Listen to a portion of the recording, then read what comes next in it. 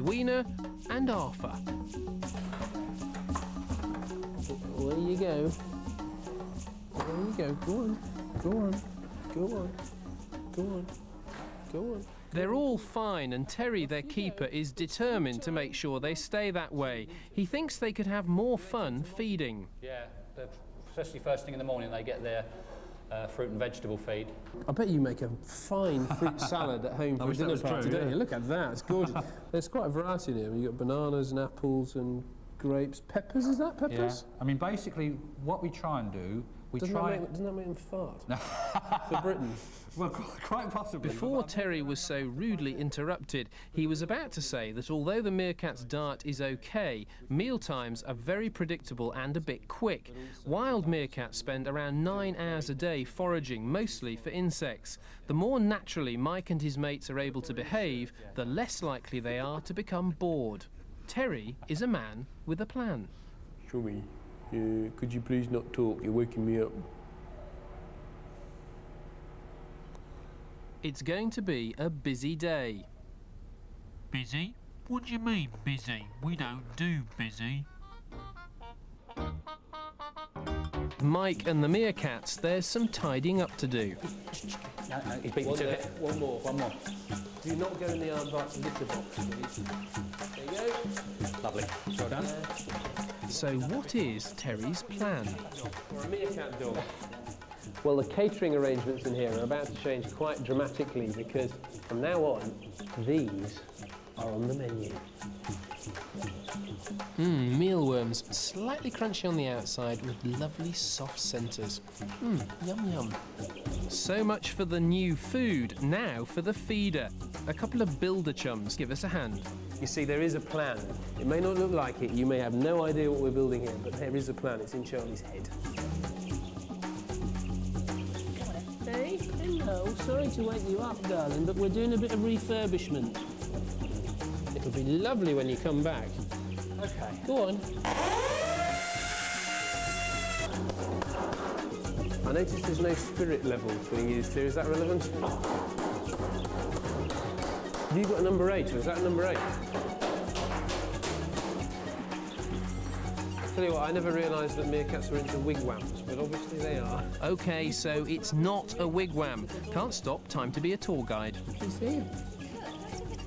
So the felt's going to cover all the way around? Yeah.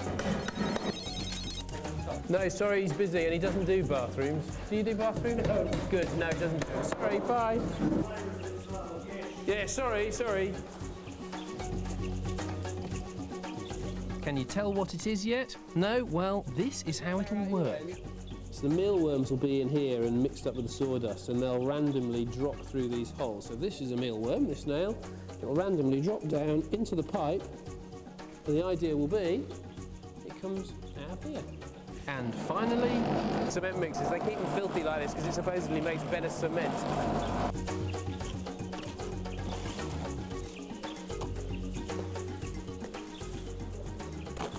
Tell you what, this is actually very therapeutic. At home I do quite a lot of DIY because there's something lovely about plastering. yes, I know it's a bit rough, but then termite mounds are. Kind of confine them now in here to their sleeping quarters while we've been building the termite mound, but they're presumably going to have to stay in here now for a while that all dries and you actually put all the final fittings on and stuff. Yeah, I think so. If we want the termite mound to look like it does now after it's dried out, I think they're going to have to be in here. It'd be lovely, wouldn't it, to know what must have been going through their minds today whilst they've been looking through that window.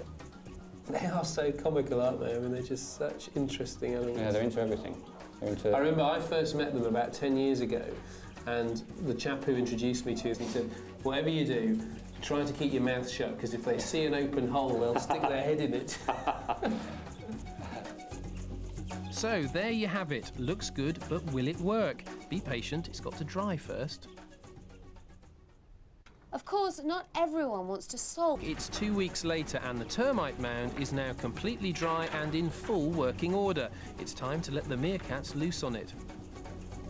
First, it has to be stocked up with a mixture of mealworms and sawdust.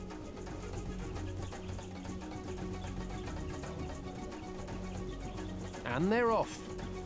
Stopping briefly to hoover up a few spilled mealworms, Mike and his mates begin to investigate the termite mound straight away. None of them have ever seen anything like it before. They have no idea what it is, but that doesn't matter a jot. It's not what it looks like, but what it can do for them that's important. As well as offering them the chance to feed more naturally, it's a challenging climbing frame and a great place to hide in.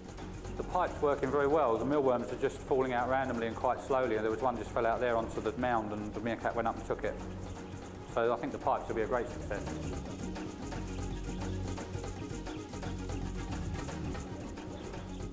Since you were last here, basically we've had a litter of meerkats born.